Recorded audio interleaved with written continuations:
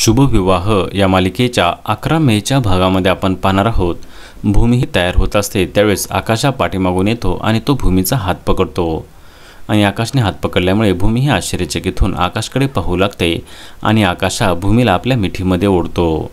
त्यानंतर आपण पाहतो आकाश अंघोळीला गेलेला असतो आणि भूमी ही त्याला बाहेरनं आवाज देते, आकाश अगोदर पाणी किती गरम आहे ते बघ आणि नंतर अंघोळ कर। तेव्हा आकाश बोलतो, हो मला सर्व काही माहीत आहे आणि तो अतिशय गरम पाणी आपल्या अंगावर ओततो आणि ओरडू लागतो। आणि तेव्हा घरातील सर्वजण हे अतिशय घाबरतात आणि आकाशला एवढे कसे भाजले याची काळजी करू लागतात। आणि त्यावेळेस आजीही रागून भूमीला विचारते, भूमी आकाशला एवढे भाजलेच कसे?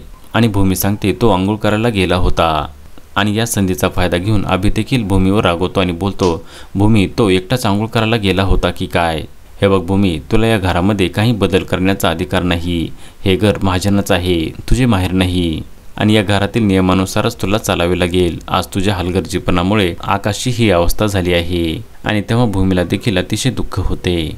आता पुढे येणाऱ्या भागामध्ये आपण पाहणार आहोत भूमी ही कशा प्रकारे आकाशला सुधारवण्याचा प्रयत्न करणार हे पाहणे अतिशय रंजक ठरणार आहे। शुभविवाह या मालिकेचे सर्व अपडेट्स पाहण्यासाठी आमच्या चॅनलला लाईक करा, शेअर करा आणि सबस्क्राईब करायला विसरू नका।